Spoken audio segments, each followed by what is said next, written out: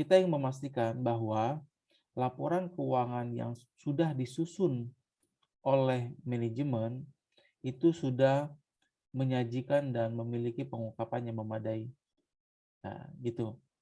Jadi yang bertanggung jawab menyajikan atau menyusun laporan keuangan itu siapa? Manajemen atau auditor? Auditor. Auditor. Nah, ya. Benar. Ini yang perlu diperhatikan. Yang bertanggung jawab menyusun laporan keuangan itu adalah manajemen, diwakili oleh direksi. Ya, manajemen di sini maksudnya direksi. Nah, tugas kita sebagai auditor adalah mengujinya. Apakah ya laporan keuangan yang sudah disusun tersebut sesuai dengan standar akuntansi keuangan yang berlaku di Indonesia. Gitu, ya. Apakah dia pakai SAK umum, pakai SAK etap, pakai SAK syariah, pakai SAK EMKM, ya kan? Nah, kita mengujinya. Dan ini pada tahapan terakhir. Tahapan terakhir ini kita melihat apakah penyajian dan pengungkapan yang sudah disusun oleh auditi tersebut itu memadai. Ya, itu dulu. Jadi tolong mindset-nya dirubah. Ini banyak kesalahan juga sih, bukan cuma di kalian, bahkan di kalangan auditor pun masih banyak yang salah. Yang bertugas menyusun laporan keuangan itu adalah manajemen. Ya, kita menguji asersinya. Apa yang sudah disusun oleh manajemen itu kita uji, begitu. Makanya di dalam laporan auditan itu atau laporan audited, di mana komponennya itu terdiri dari laporan keuangan lengkap plus di dalamnya ada surat pernyataan direksi maupun LAI. Nah ini coba saya tunjukkan dulu biar kalian nggak bingung ya. Saya ulangi lagi. Tolong di close dulu.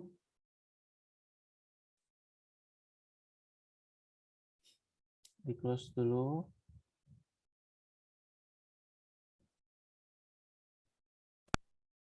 Nah ini contoh laporan keuangan audited atau auditan lengkap ya. Dimulai dari halaman covernya. Kemudian ada SPD. Apa itu SPD? Bukan sarjana pendidikan, tapi surat pernyataan direksi atau Board of Directors Statement regarding, ya. Tuh, di dalam ini bunyinya. Nah, coba Agung baca Agung, bunyi Agung.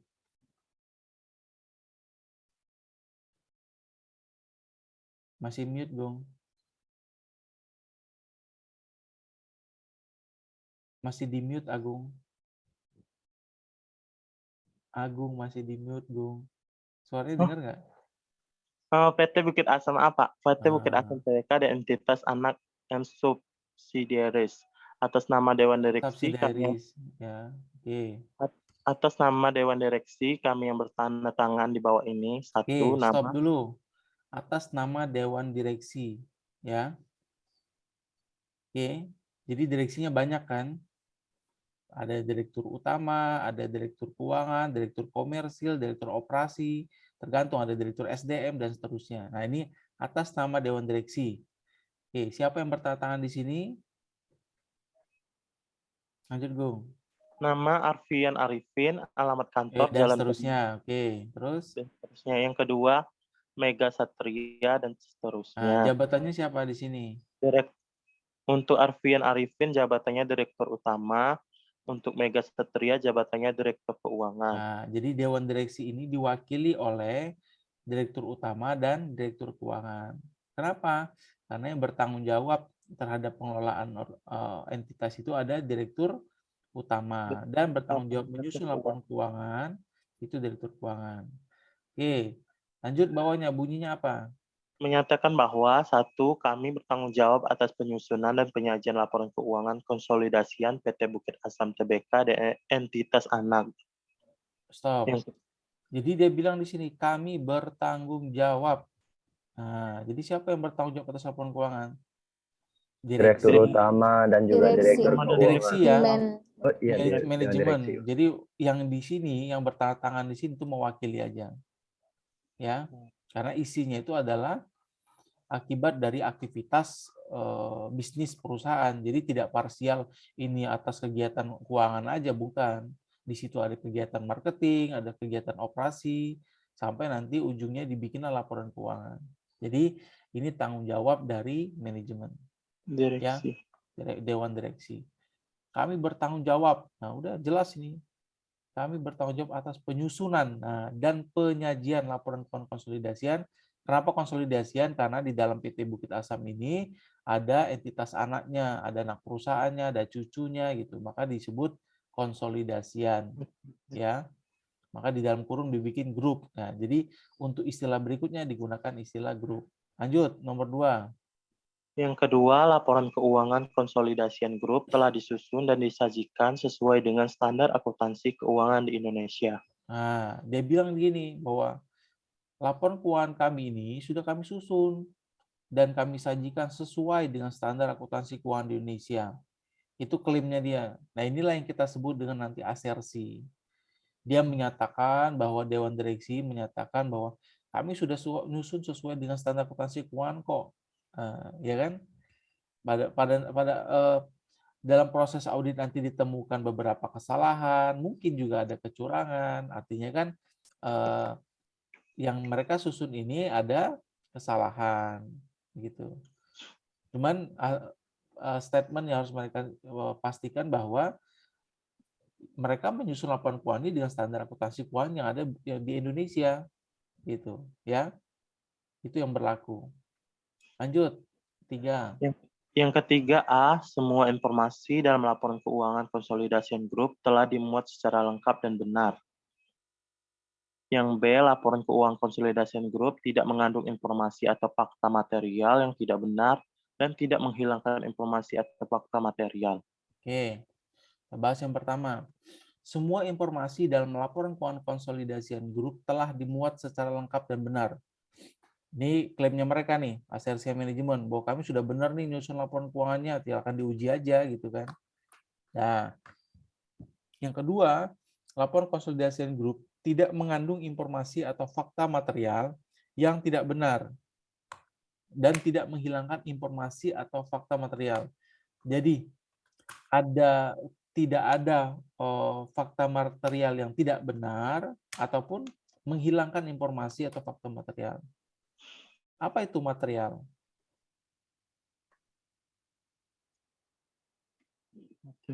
Apa, Robi? Nggak keluar suaranya, Robi.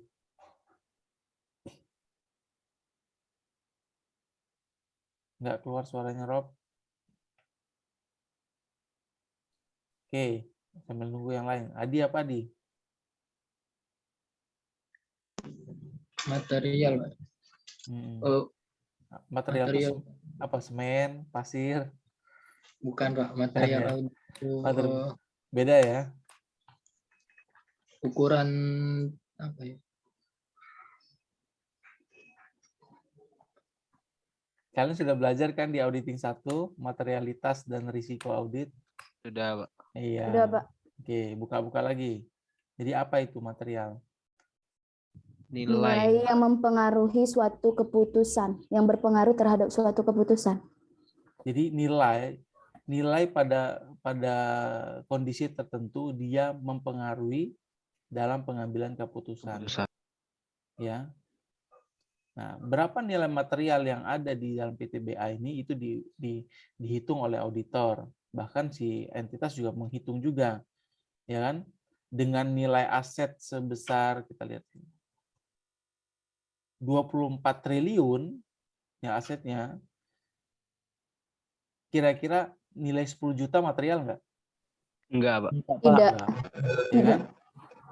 Tapi bagi toko Indah Lestari yang bergerak di toko kelompokan 10 juta itu material nggak? Material, Pak. Material, Pak. Jadi material ini suara siapa ya? Al-Umri. Umri tolong dulu. di-mute dulu. Ya, sehingga tingkat materialitas setiap entitas itu berbeda kan? Gitu. Jadi tidak digunakan istilah di sini dalam bentuk rupiah atau satuan moneter, tapi digunakan istilah material.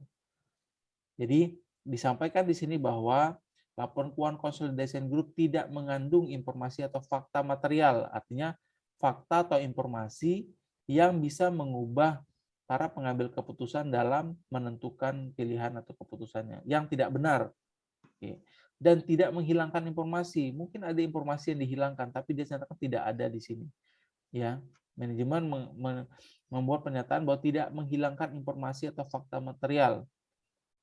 Ya, karena laporan keuangan ini nanti akan menjadi dasar atau basis dalam menyusun setiap kebijakan ya, atau keputusan yang akan diambil oleh stakeholders, begitu, para pihak-pihak yang berkepentingan. Ya, gitu. Jadi udah paham ya materialitas. Jangankan antara ini sederhana aja, antara Agung dengan Sony mungkin berbeda. Bagi Agung 100.000 nggak material, karena misalkan uang jajannya 3 juta sebulan. Bagi Sony mungkin itu sangat material, karena uang jajan sebulannya 500.000 gitu. Misal contoh aja ya. Iya, Gitu. Pak. Jadi jangan tersinggung ya Sony, Pak saya 5 juta Pak sebulan ya. Itu contoh aja maksudnya. Ya. Jadi tingkat material itu berbeda-beda. Maka disampaikan di sini adalah yang digunakan istilahnya material. Oke, yang keempat terakhir. Yang keempat, kami bertanggung jawab atas sistem pengendalian internal grup. Nah, yang menjamin bahwa sistem pengendalian internal yang ada di sebuah perusahaan itu adalah manajemen. Ya, bukan auditor. Auditor apa mengujinya? Oh, apakah internal kontrol yang dimiliki oleh entitas ini baik, jelek, ya, atau medium lah gitu. Nanti akan dilihat itu sebagai dasar pada saat nanti menentukan ya ruang sampel pengujiannya begitu kan, terus tingkat pengujiannya. Kalau misalnya pengendalian internalnya jelek, maka bisa diperluas, ya kan.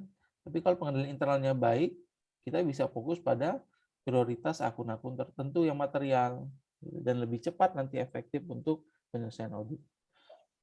Nah, setelah itu ditandatangani ya oleh Arifin selaku Direktur Utama, kemudian Mega Satria sebagai Direktur Keuangan. Tanggal 8 Maret 2021 ada tanggalnya. Di setiap laporan audit pasti ada ini. Pasti. Ya, kalau enggak nanti ada yang salah berarti dalam penyelesaian auditnya. Nah, ini diminta kepada auditi kita atau klien ya. Pak, Bu, tolong dibuat ini formatnya. Ini bilingual nih. Ya tergantung ya, kalau reportnya bilingual, ini kan bilingual kalau kalian lihat. Semuanya bilingual. Jadi jangan nanti reportnya itu bahasa, SPD-nya itu bilingual, nggak nyambung kan. Kalau kita lihat kan ini bilingual semua kan. Ya, ada yang dalam satu bahasa, ada juga yang dalam bahasa Inggris semua. Nanti disesuaikan. Ini format bilingual, diisi Bu, diisi Pak, ditandatangani. Itu ya. Nanti kalau nggak salah di akhir-akhir ada nantinya. Ini udah saya sampaikan di awal duluan karena tadi disinggung soal ini. Soal tanggung jawab penyusunan laporan keuangan, jangan sampai salah ini ya. Supaya mahasiswa saya jangan sampai ada keliru lagi nanti menjawab. Oke.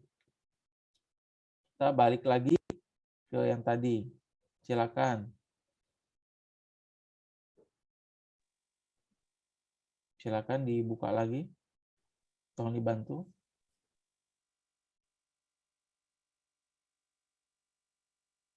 Resume slideshow, klik itu, klik.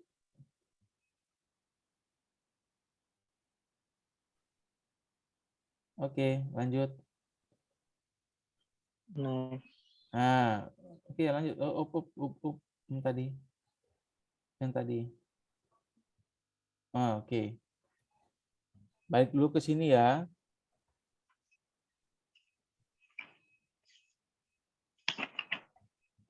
Nah, siapa yang bisa jelaskan maksud dari yang pertama ini?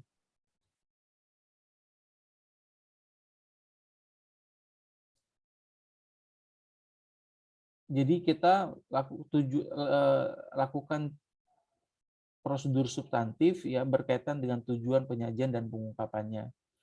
Ada tujuan audit yang pertama yaitu keterjadian dan hak dan kewajiban. Itu kita memastikan pengungkapan atas peristiwa dan transaksi yang telah terjadi dan terkait dengan entitas. Apa prosedur substantif yang harus kita lakukan? Kita review kontrak ya atau perjanjian kredit dan memastikan bahwa piutang usaha itu ada atau tidaknya dijadikan agunan. Jadi kalau misalkan ada piutang yang dijadikan sebagai agunan, atau persediaan yang dijadikan agunan, atau deposito yang dijadikan agunan, ya, maka harus diungkapkan di dalam laporan keuangan. Gitu. Paham nggak masuk sampai ke sini? Pada saat kita meminjam modal kerja, itu kan ada agunannya. Nah, agunannya itu bisa bentuk piutang usaha, kemudian ada persediaan, ada deposito, bisa ada aset tetap. Nah, itu diungkapkan di sini. Ya, harus diungkapkan di dalam laporan keuangan. Jangan sampai nanti pengguna laporan keuangan jadi salah membacanya. Seolah-olah misalkan saldo piutang tersebut atau saldo aset tersebut itu clear, tidak ada yang digunakan sebagai agunan. Padahal sebagian atau seluruhnya itu sudah dijamin ke bank. Apa konsekuensinya? Bahwa aset tersebut dibatasi penggunaannya, tidak boleh digunakan untuk hal yang lain, gitu kan? Nah, itu diungkapkan dalam laporan keuangan. Oke, catat sekarang pertama. Berarti 1, kalian cari contoh laporan keuangan audited yang mengungkapkan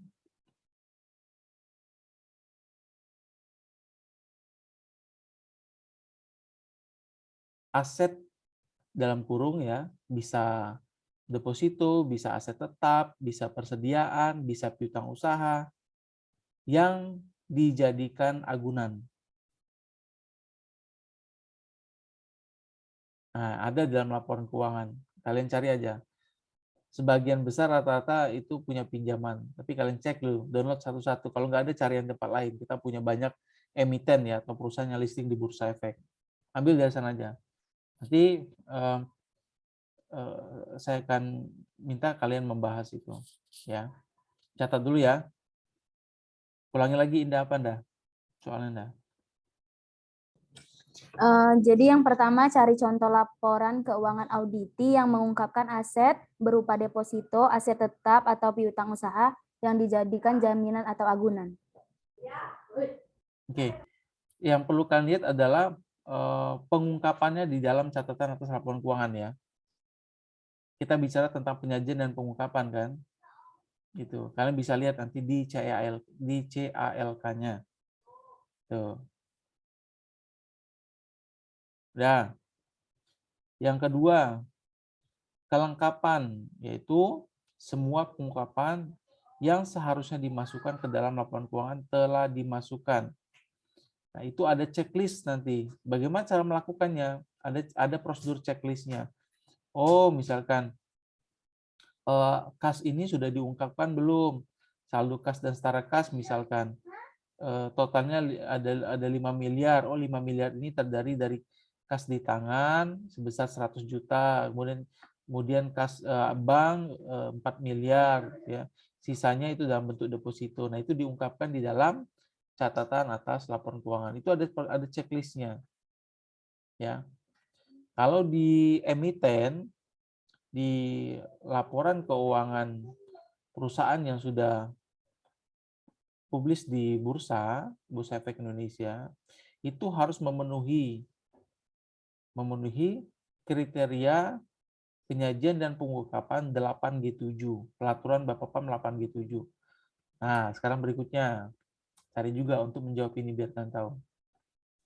Oke, tugasnya adalah cari ya peraturan Bapepam LK ya 8 Romawi ya. 8 Romawi titik G titik 7. Dan checklistnya. Nah, itu kan peraturannya. Atau ada checklistnya nanti. Kalian cari aja. Biasanya ada yang sudah bikin kok. Itu peraturannya beserta checklistnya. Jadi yang ada di aturan itu dipindahkan dalam bentuk checklist saja. Ya nanti bisa tahu oh ini yang dimaksud. Ya. Dah, kedua. Tuh. Apa Reni? Coba dibaca Ren. Masih di mute Ren.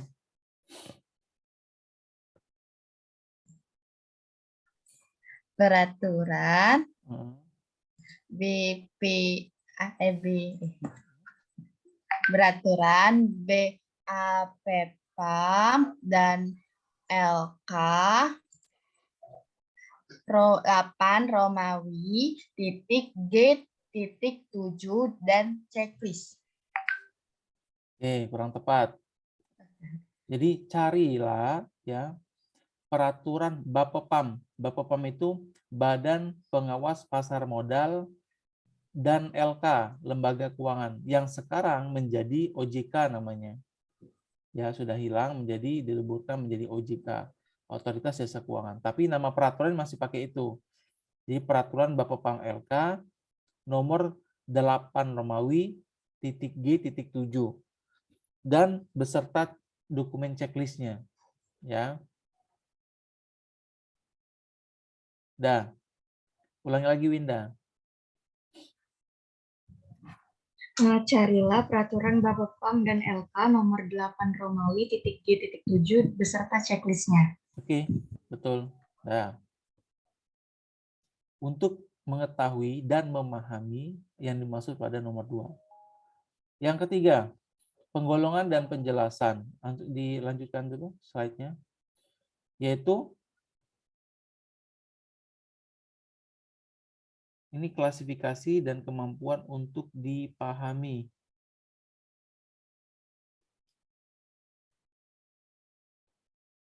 Oh, istilahnya aja yang beda. Ya, istilah bakunya itu adalah penggolongan dan kejelasan. Ya, klasifikasi dan kemampuan untuk dipahami. Ya betul, sama aja. Ya, cuman yang saya gunakan istilah bakunya adalah penggolongan dan kejelasan. Jadi ini adalah informasi keuangan telah digolongkan dengan tepat dan pengungkapannya dinyatakan dengan jelas. Ya, apa itu? Kita melihat apakah ya, aset tetap, aset tersebut sudah dipisahkan atau digolongkan menjadi aset lancar dan aset tidak lancar. Ya, begitu juga untuk yang lainnya, ada liabilitas lancar, ada liabilitas tidak lancar. Ya. Jadi setiap akun itu sudah dikelompokkan dan digolongkan dengan tepat dan jelas. Ya. Nah, istilah aktiva itu diganti. Nanti kelihatan banget kita nggak update ya. Aktiva itu sudah diganti dengan aset. Begitu juga dengan kewajiban diganti dengan liabilitas. Ya, modal dengan ekuitas. Ya. Ini kelihatan loh kalau kita nggak update itu kalau menggunakan istilah akuntansi aja udah ketahuan. Ya. Sama kalau masih pakai istilah neraca, padahal yang gunakan SHK umum kelihatan banget bahwa nggak update. Yang benar apa? Neraca itu diganti apa? Kalau SHK umumnya. Catatan akhir laporan keuangan, Pak. Bukan. Laporan posisi keuangan. Laporan posisi keuangan, ya. Itu. Kalau laba rugi apa? Ayo. Ada yang tahu?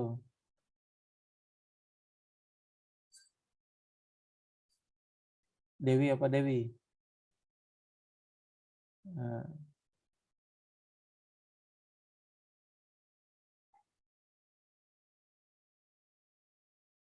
Ada yang tahu?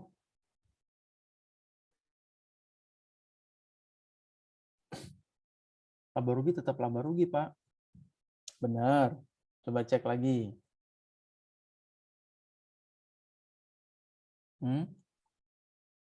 Laporan laba rugi dan komprehensif. Kurang tepat, dikit lagi.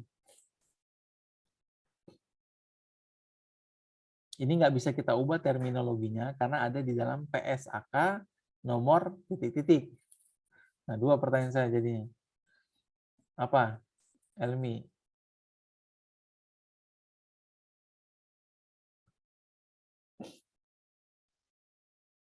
Masih bingung. Masih bingung. Oh, ini mesti diulang lagi nih berarti.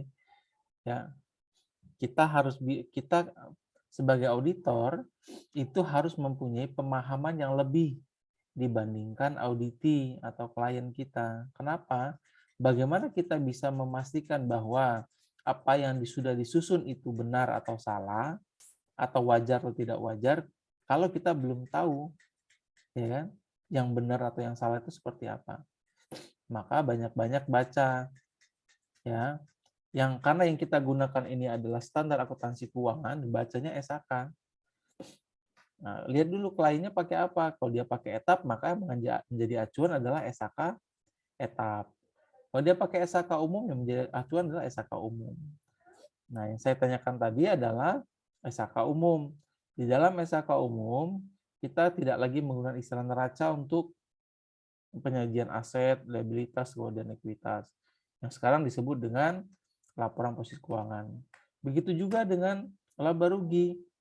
Kalau di etap masih bisa kita pakai istilah itu, tapi di SAK umum itu disebut dengan laporan laba rugi dan penghasilan komprehensif lain.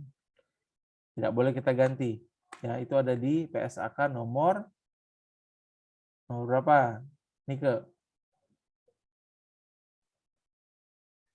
Jangan di-mute. Nggak tahu, Pak. Nggak tahu, ya. Nisa, berapa Nisa?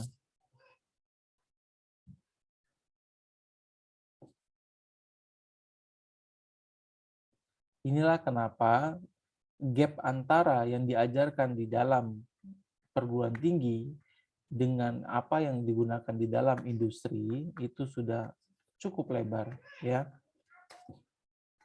Di prakteknya kita menggunakan standar akuntansi keuangan, ya.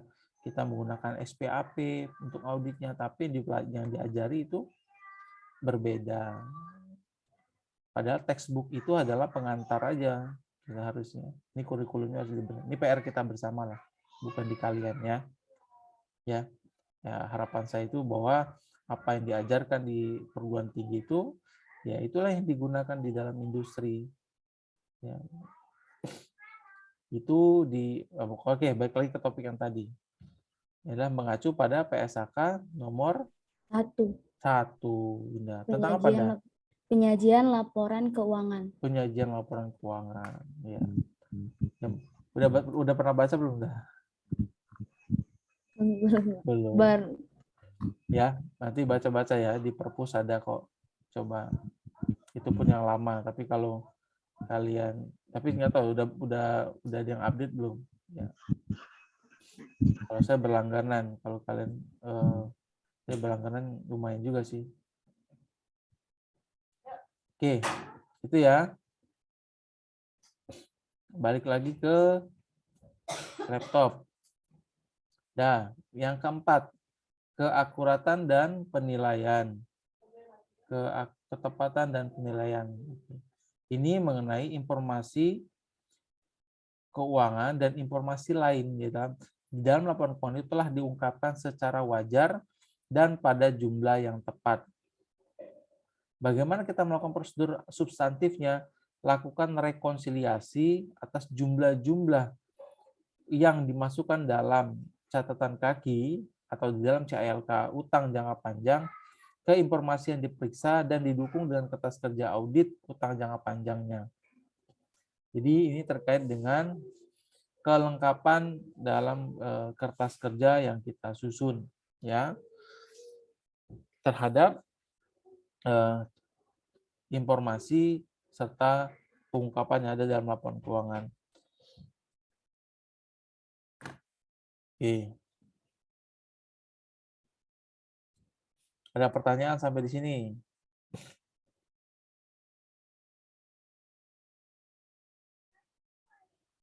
Tidak ada, lanjut. Oh, tidak ada.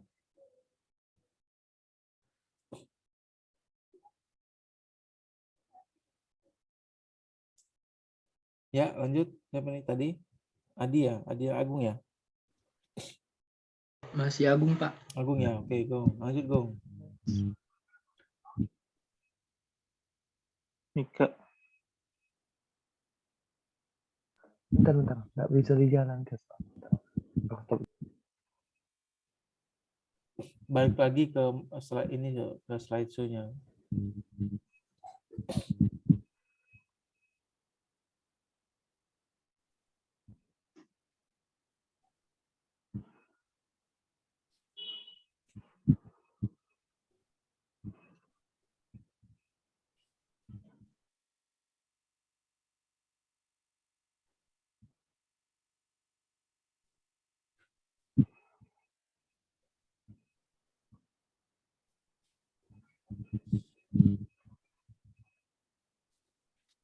B. Review kewajiban kontingent dan komitmen. Kewajiban kontingent adalah potensi kewajiban di masa mendatang pada pihak luar untuk jumlah yang tidak diketahui dari aktivitas yang telah terjadi. Kewajiban kontingent yang material harus diungkapkan dalam catatan kaki. Next. 3 kondisi agar suatu kewajiban kontingent itu ada. Yang pertama, terdapat potensi pembayaran ke pihak luar atau kerusakan aktiva yang diakibatkan kondisi yang ada. Yang kedua, terdapat ketidakpastian mengenai jumlah pembayaran atau kerusakan di masa mendatang. Dan ketiga, hasil akan dipecahkan oleh satu atau beberapa kejadian di masa mendatang. Next.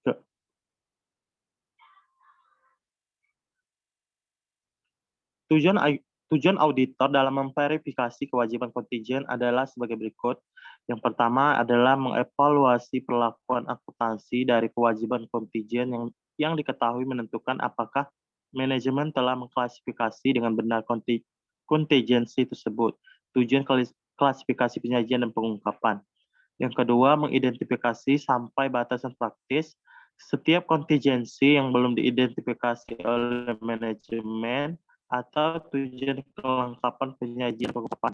Next ke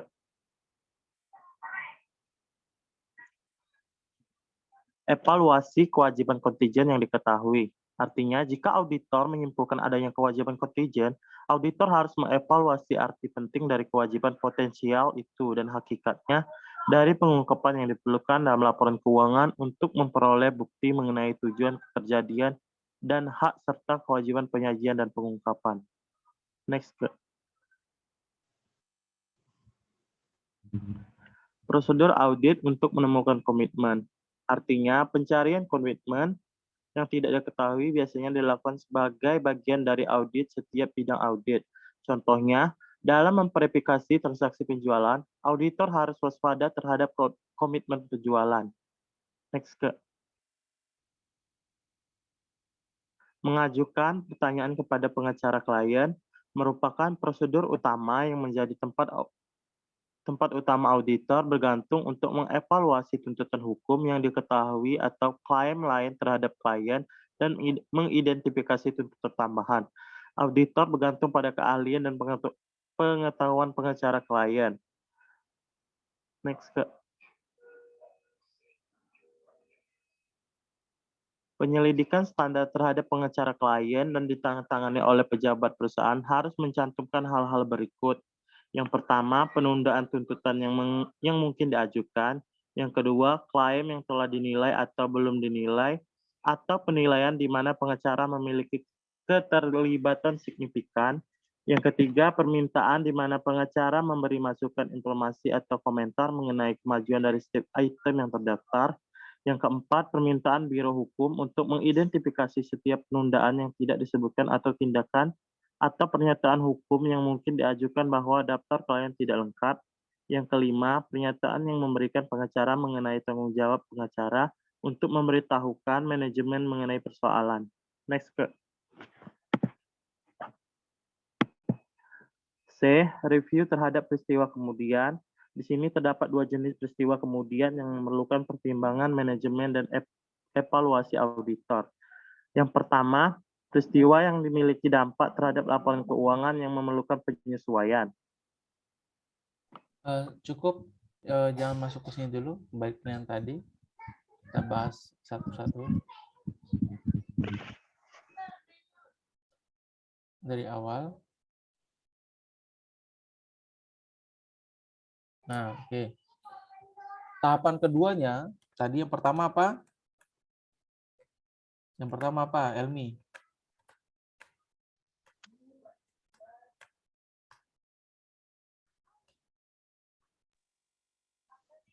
Apa yang pertama? Oh, baru berapa menit yang lewat. Mereview kewajiban kontingent. Yang pertama. Apa ini, Reza, apa? Yang pertama melaksanakan pengujian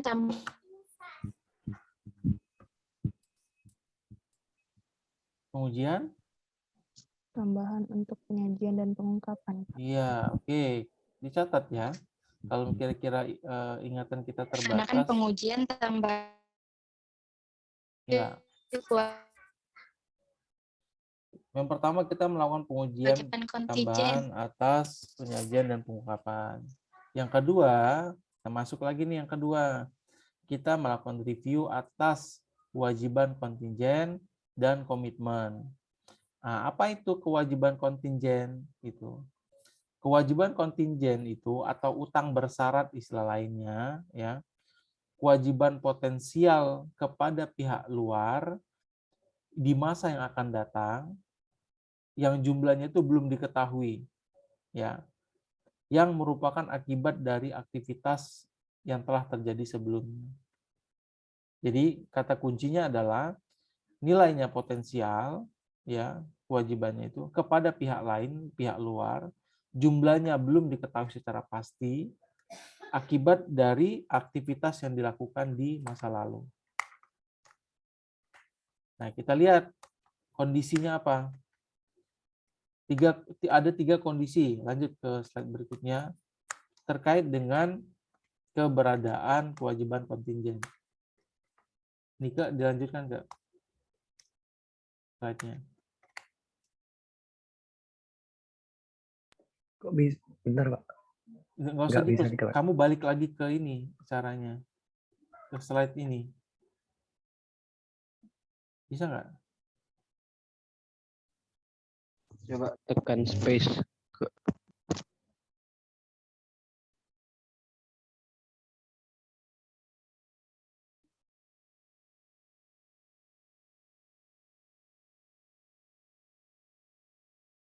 Nah, ini saya udah ada taking control ya. Ya. Oke. Tiga kondisinya apa aja?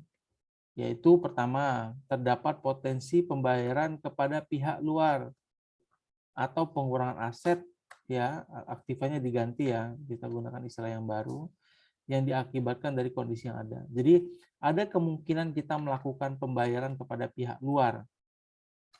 Ya. Atau pengurangan aset, ya, pengurangan aset itu bisa dalam bentuk kita membayar mengurangi kas, kita kan, atau piutang yang berkurang, atau kewajiban yang bertambah, dan seterusnya. Yang kedua, yaitu terdapat ketidakpastian mengenai jumlah pembayaran atau pengurangan aset ini masa akan datang. Ya, tadi sesuai dengan definisinya, kita belum tahu pasti berapa sih jumlah pembayaran yang harus dilakukan, ya. Nah, kita bicara apa aja sih contohnya. Dan hasil akhirnya itu akan ditentukan oleh kejadian yang di masa akan datang. Misalkan, ya, putusan pengadilan, ya, inkrah, ya, itu maksudnya kejadian yang masa datang.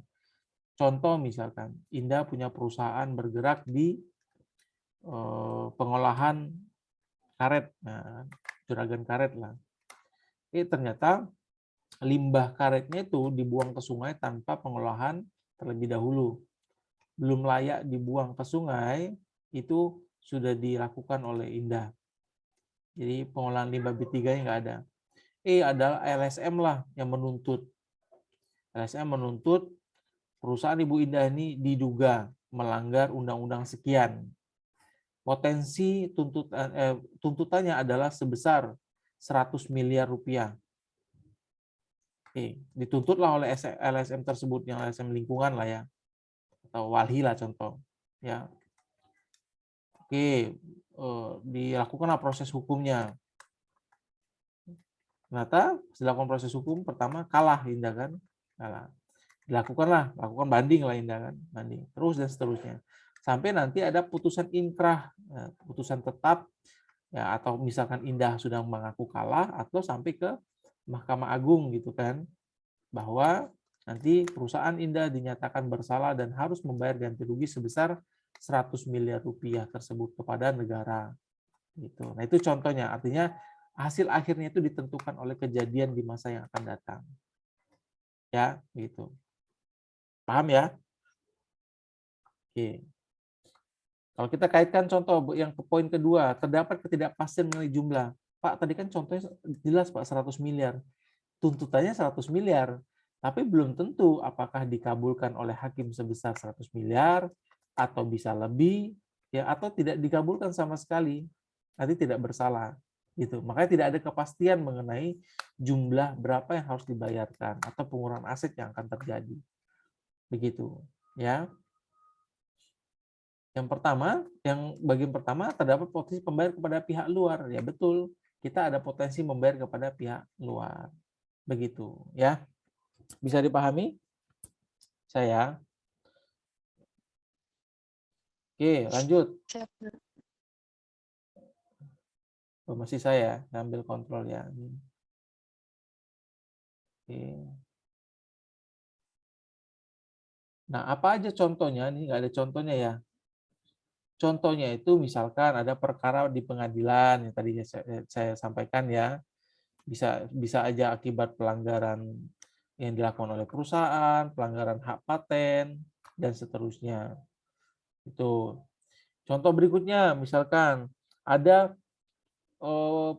pajak terutang yang masih menjadi persoalan. Itu.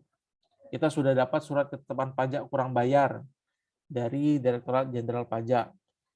Si PT-nya punya Ibu Ereza ini harus bayar utang potensinya sebesar 5 miliar atas pajak kurang bayar dari tahun 2015 sampai 2020 kemarin. Misalkan gitu. Contohnya ya. Nah, itu contoh pajak yang masih menjadi persoalan. Tapi gimana Pak caranya kita nanti? Ya tergantung apakah kamu akan melakukan banding, ngajukan keberatan gitu kan. Ada proses yang harus dilakukan. Nah, itu yang menjadi kewajiban bersyarat juga. Ya. Kalau nanti sudah tetap putusannya, maka harus kita lakukan pembayaran. Oke, yang ketiga, contoh lainnya misalkan ada garansi produk, ya. Si Reni ini jualan alat berat, ya. Dia distributor alat berat. Di situ bahwa ada jaminan garansi produk selama 5 tahun. Maka ada kewajiban kita, harus yang kita ungkapkan bahwa pada saat kita melakukan penjualan produk itu ada kemungkinan nanti ya, atau masa retensi lah istilahnya, kita akan mengeluarkan biaya tertentu atas klaim yang dilakukan oleh pelanggan. Ya, itu kita masukkan juga. Gitu.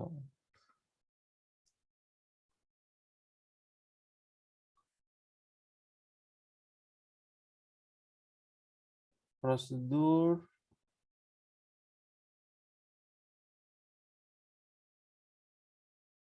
prosedur audit untuk menemukan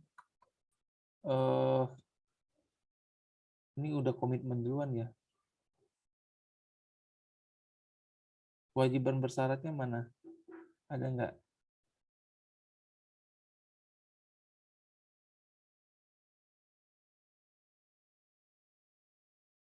Ada nggak? Nggak ada ya? Ini kalau nggak ada saya sampaikan ya.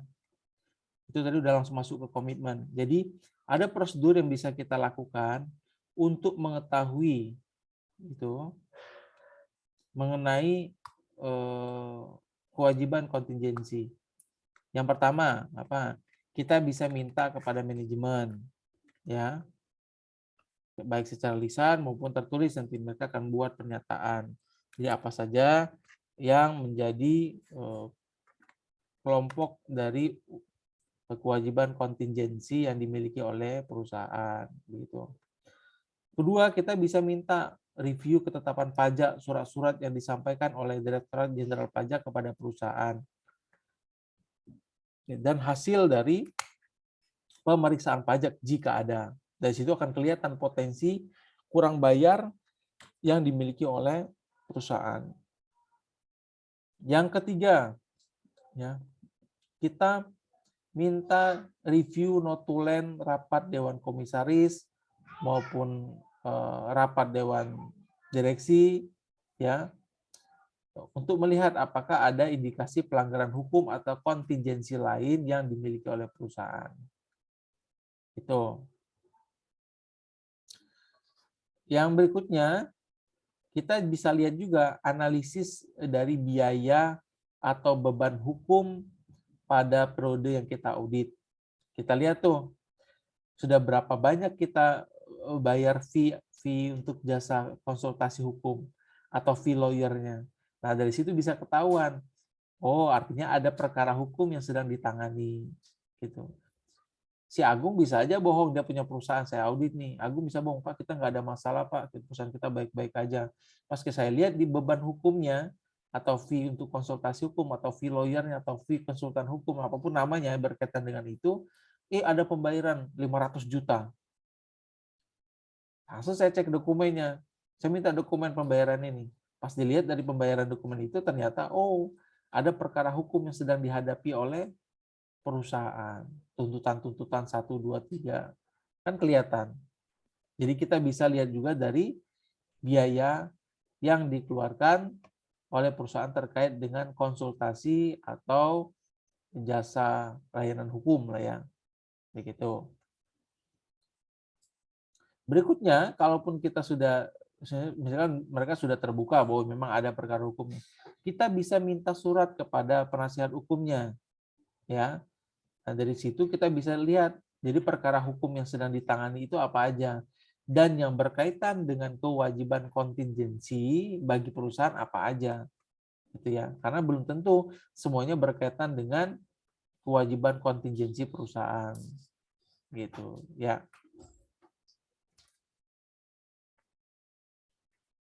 Oke. Ada pertanyaan sampai sini?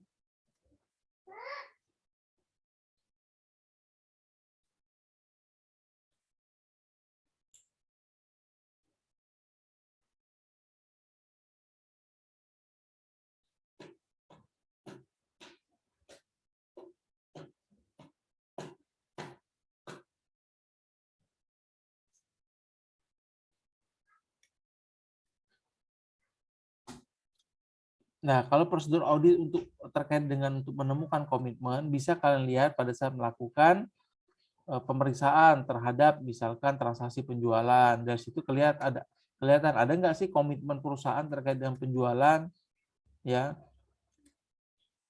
Ya, misalkan nanti ternyata ya ada klausul khusus di dalam setiap penjualan yang kita lakukan. Misalkan retensinya berapa lama atau garansinya berapa lama, terus bagian spare part mana yang diakui oleh sebagai garansi bagi perusahaan, dan seterusnya. Komitmen-komitmen itulah yang harus kita lihat nanti di dalam proses prosedur untuk menemukan komitmen yang dimiliki oleh perusahaan. Itu.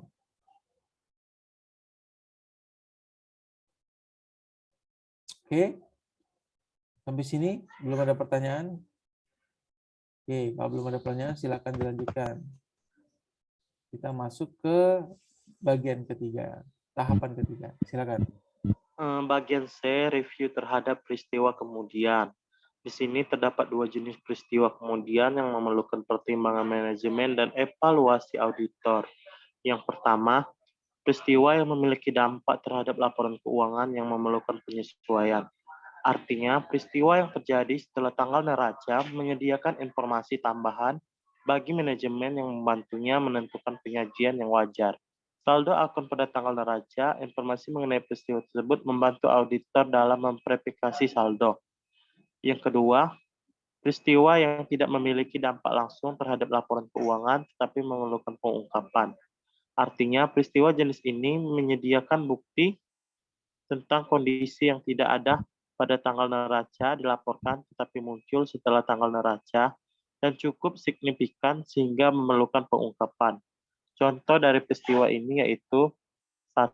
Penerbitan sekuritas obligasi atau ekuitas, 2. Penurunan nilai pasar persediaan, 3. Kerugian persediaan yang tidak diasuransikan akibat kebakaran, 4. Merger atau akuisisi.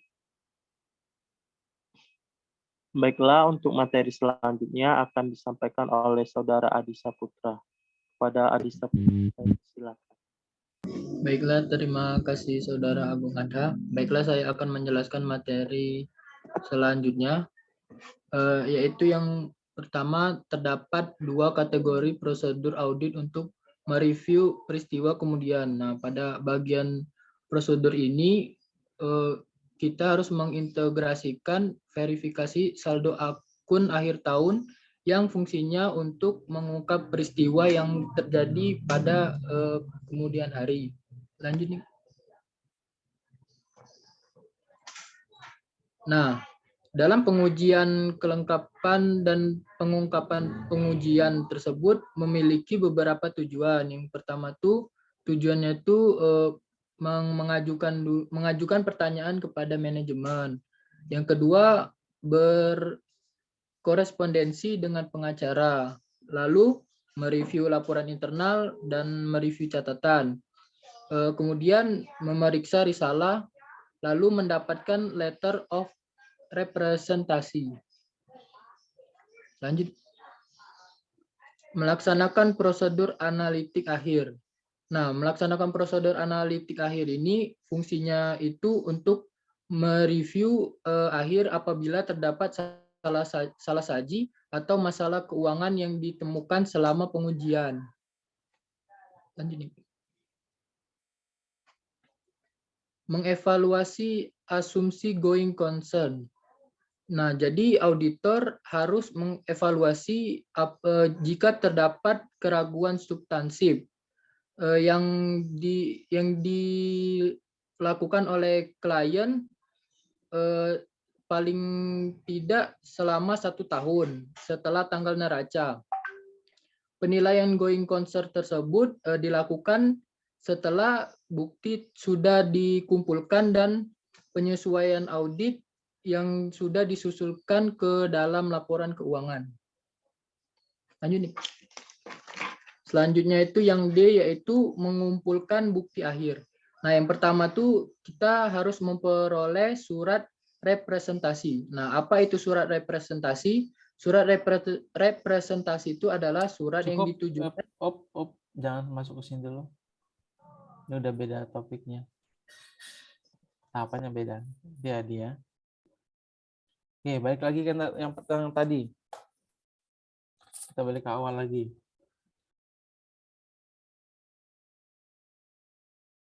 Oke, kita review terhadap peristiwa kemudian. Ulangi lagi, apa ilmu yang pertama? Tahapan dan penyelesaian audit.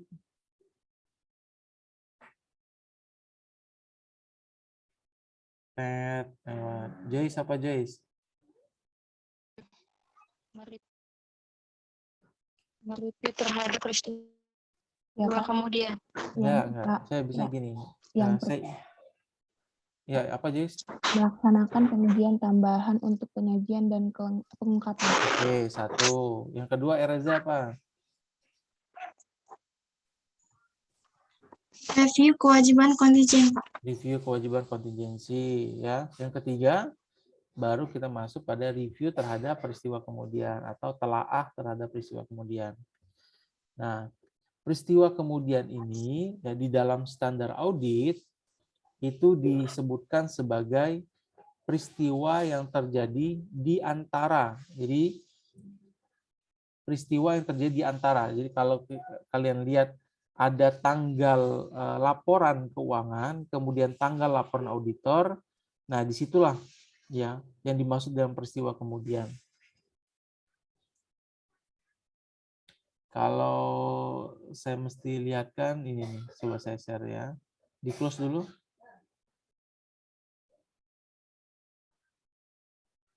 Biar pemahamannya lebih pas. Nah, ini nih. Kelihatan nggak?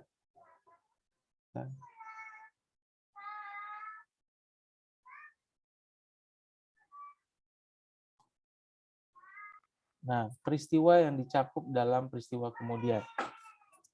Tanggal neraca itu adalah tanggal 31 Desember. Kita tutup buku ya. Kita ambil contoh deh sekarang. Tanggal neracanya itu tanggal 31 Desember 2021. Ini ya. Tanggal laporan auditor belum tentu tanggal 31 Desember. Nah, contoh di sini. Oh, kita ambil ini aja nih, lebih enak nih. Kelihatan ya.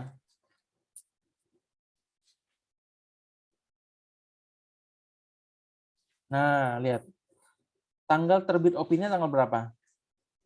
8 Maret. 8 Maret 2021. Tutup bukunya tanggal berapa?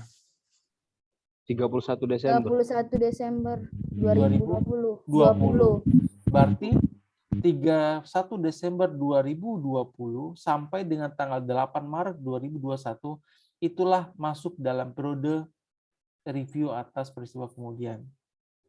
Ya, hal-hal yang terjadi di dalam ini harus masih menjadi tanggung jawab auditor dalam melakukan pengujiannya. Ada dua hal. Satu yang berdampak terhadap penyesuaian tahun lalu, ada yang tidak berdampak. Yang tidak berdampak gimana Pak? Ya ungkapkan di dalam sini. Contoh misalkan, contoh nih, ada RUPS, ada Rapat Umum Pemegang Saham pergantian direksi. Di sini nih, di tanggal 1 Februari.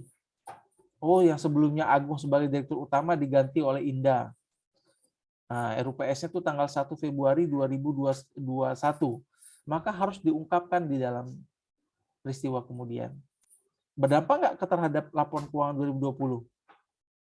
Tidak. Nggak berdampak kan? Iya. Oke. Atau saya ganti. Ya. Ternyata di tanggal 7 Maret 2021 ada putusan pengadilan atas si PT Indah tadi dinyatakan bersalah. Ya, sehingga harus mengganti atau membayar kerugian sebesar 100 miliar kepada negara. Masuk nggak? Berdampak. Berdampak. Apa yang harus kita lakukan? Melakukan penyesuaian. Melakukan penyesuaian. Di mana penyesuaiannya? Di periode mana? Periode 2020, Pak. Periode 2020, ya. Maka itulah contoh yang berdampak terhadap laporan keuangan di periode berjalan. Pak, itu kan putusannya kan di periode setelah tanggal neraca. Iya, tapi kejadiannya sebelum itu. Kan begitu. Kejadiannya sehingga dengan prinsip konservatisme kita mengakui beban yang sudah diputuskan di dalam periode penelahan ya di peristiwa kemudian yang itu merupakan keputusan tetap atau inkrah. Ya. Kita akan penyesuaian di sini. Oke, bisa dipahami? Saya. Oke, ada pertanyaan di sini.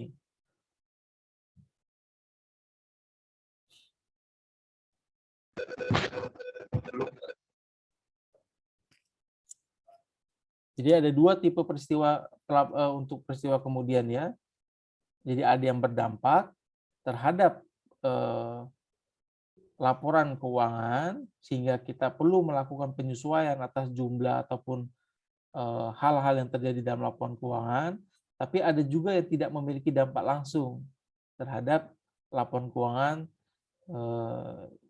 periode berjalan, tapi kita perlu melakukan pengungkapan. Contoh yang tadi ya. Begitu.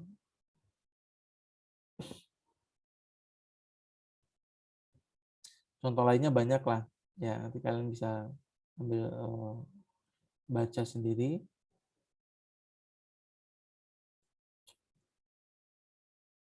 Oke. Ada pertanyaan lagi? Cukup ya?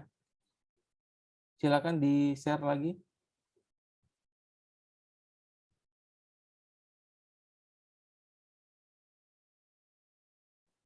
Oh iya, yang belum isi absen isi ya presensinya.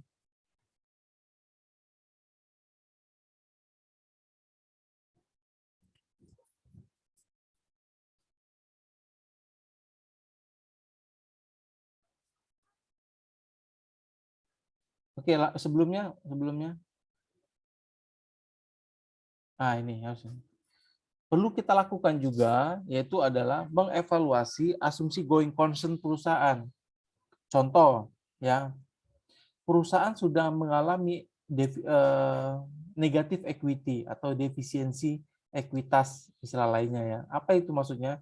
Ekuitasnya sudah negatif. Emang ada, Pak? Ada. Perusahaan mengalami rugi terus nih. Ekuitasnya negatif nggak?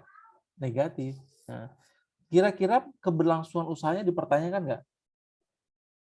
Iya, ya kan? Mengenai usia perusahaan itu kira-kira akan berlanjut lagi nggak sih? Atau berapa lama lagi perusahaan akan bertahan? Nah, itu akan harus kita hitung. Ya, jangan sampai nih ada kejadian, ada juga kejadian. Bahkan ekuitasnya positif pun masih ada. Ini kejadian nih, fakta ya. Sudah diaudit oleh kantor akuntan publik, ya. Kemudian digunakan laporan keuangan audited itu digunakan sebagai dokumen pendukung pada saat melakukan pinjaman modal kerja ke bank. Dicairkanlah oleh bank, misalkan contoh lah ya, saya contoh 50 miliar dipinjamkan oleh bank. Ya, karena bank menilai berdasarkan laporan keuangan auditednya ini layak ya. Jadi dianggap mampu bayar. Ternyata 6 bulan kemudian, 6 bulan pertama lancar nih, bayar terus angsurannya. Di bulan ke-7 nggak bisa bayar. Dan seterusnya. Wah, itu kantor akuntan publiknya bisa dilaporkan itu. Dan banyak kejadian disuspend. Artinya tidak boleh praktek. Kenapa? Akuntan publiknya gagal mengidentifikasi atau mengevaluasi terkait dengan keberlangsungan usaha perusahaan. Ya, kecuali sudah diungkapkan di dalam laporan keuangannya. Nah, maka kita punya kewajiban untuk itu. Oh, ternyata berdasarkan pengujian asumsi going concern-nya, perusahaan ini itu diragukan keberlangsungan usahanya. Dan itu bisa pengaruh terhadap opini audit. Nah, atau apa yang perlu dilakukan? Oh, perusahaan udah dalam kondisi yang kurang baik, tapi ada komitmen dari pemegang saham. Pemegang saham berkomitmen bahwa untuk tahun depan akan dilakukan misalkan penambahan penanaman modal, tambahan modal di setor, atau lakukan kerjasama dengan investor lain, begitu kan? Atau upaya lain yang harus dilakukan yang nanti itu meningkatkan likuiditas perusahaan, ya, dan sehingga perusahaan akan keluar dari financial distress atau asumsi going concern-nya juga terpenuhi. Oh, itu boleh kita ungkapkan dan ada dukungan dari shareholder atau pemegang saham. Itu resikonya bagi kita sebagai auditor. Ya. Pokoknya kalau ada keraguan terkait dengan keberlangsungan usahanya itu harus kita ungkapkan. Bila perlu masukkan ke dalam opini audit ya, bahwa kita meragukan terkait dengan keberlangsungan usahanya. Ya, kalau enggak nanti risikonya di kita. Ya. Ya, risikonya apa? Nggak bisa praktek lagi. Kalau nggak bisa praktek apa? Nggak bisa menghasilkan pendapatan. Ya kan duit kan ini. Nggak bisa menghasilkan pendapatan, nggak bisa bayar karyawan. Lama-lama bisa tutup kan? Itu sama risikonya. Kalau dokter itu melakukan malpraktek, nah malprakteknya di akuntan itu seperti itu. Ya. Oke. Lanjut. Ya, ini cukup. Ini nanti ya mengumpulkan bukti akhir kita akan bahas di pertemuan berikutnya. Oke, sama ini ya. Saya kira untuk hari ini kita cukup sampai di sini dulu. Diingat sampai mana hari ini, Anita? Sampai melakukan review terhadap peristiwa kemudian, Pak. Ulangi lagi dari pertama. Pertama apa? Yang pertama itu melaksanakan pengujian tambahan untuk penyajian dan pengungkapan. Oke. Yang kedua yaitu mereview kewajiban kontingen.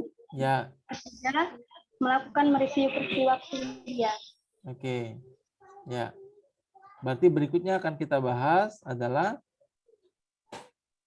pengumpulan bukti terakhir. Mengumpulkan bukti akhir, terus mengevaluasi hasil, mengevaluasi hasil, menerbitkan laporan audit, ya, dan berkomunikasi dengan komite audit dan manajemen. Oke, ya. Berarti pertemuan berikutnya kita akan masuk pada tahapan keempat, ya. 4, mudah-mudahan 4 dan 5. 4 dan 5 nanti minggu ketiganya adalah 6 dan 7, ya. Oke. Tugas saya tolong dibaca ulang, Indah. Yang pertama, cari contoh laporan keuangan audite yang mengungkapkan aset Ulangi berupa lagi, laporan keuangan apa? Auditan.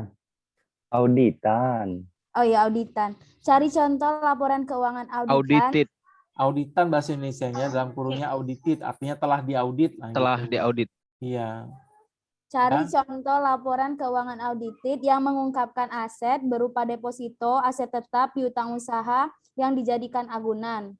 Yang kedua yaitu cari peraturan Bapepam LK 8 Romawi .G7 dan dokumen checklistnya. Yang ketiga penggolongan dan penjelasan. Penggolongan aset lancar dan tidak lancar. Yang ketiga? Apa yang ketiga? Nggak ada rasanya.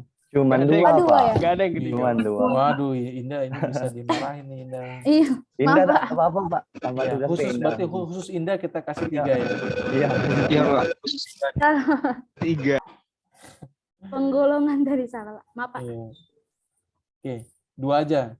Ya, cari contoh laporan keuangan audited atau auditan yang mengungkapkan aset. Ya, aset itu bisa berupa deposito atau piutang atau persediaan atau aset tetap, ya, yang dijadikan agunan. Gitu. Nanti kalian stabilo atau kalian highlight aja warna kuning di mana pengungkapannya. Ya. Oh, oke, berarti tambahannya dan diungkapkan pada CLK yang mana? Nah, ada. Bagian apa? Ada bagian aja ya.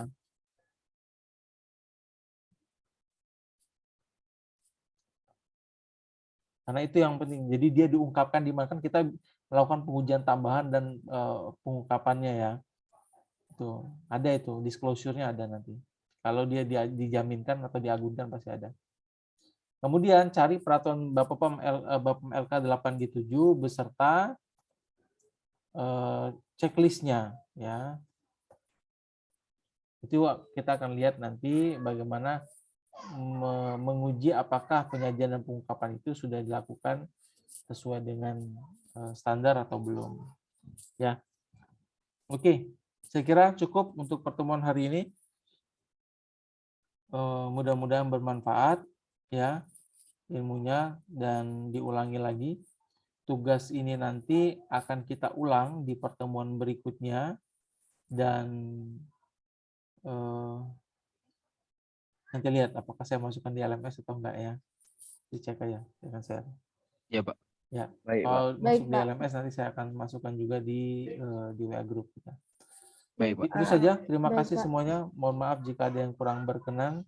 Saya akhiri pertemuan hari ini. Assalamualaikum warahmatullahi wabarakatuh. Selamat pagi. Waalaikumsalam warahmatullahi wabarakatuh. Pak, selamat pagi.